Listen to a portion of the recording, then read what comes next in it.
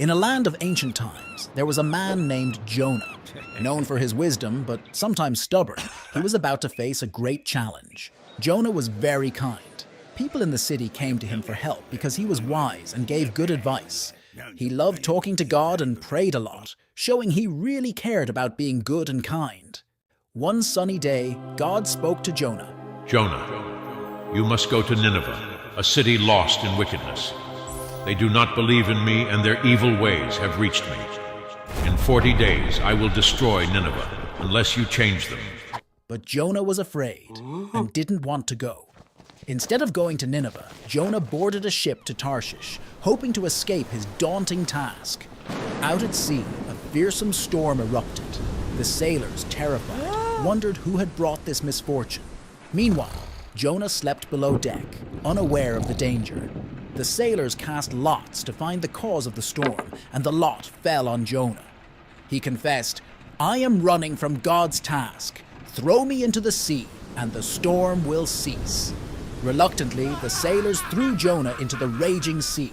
Miraculously, the storm stopped. The sailors were awestruck and pledged to serve Jonah's God. In the deep, Jonah was swallowed by a giant whale. Inside, it was dark and damp, a strange room.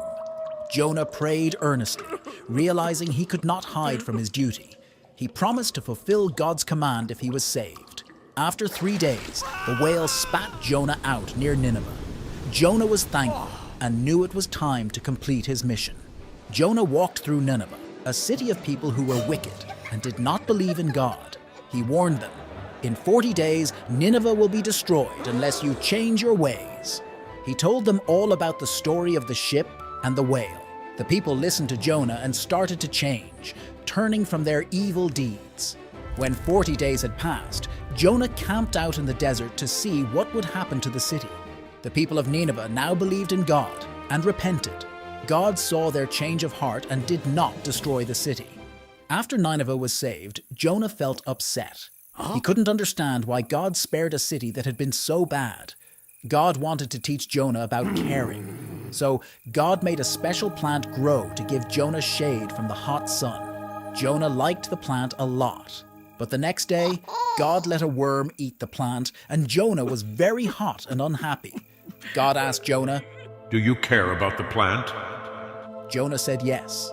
God then said, You care about a plant, but I care about all the people in Nineveh, especially the children and animals. They made mistakes, but they deserve a chance to be better.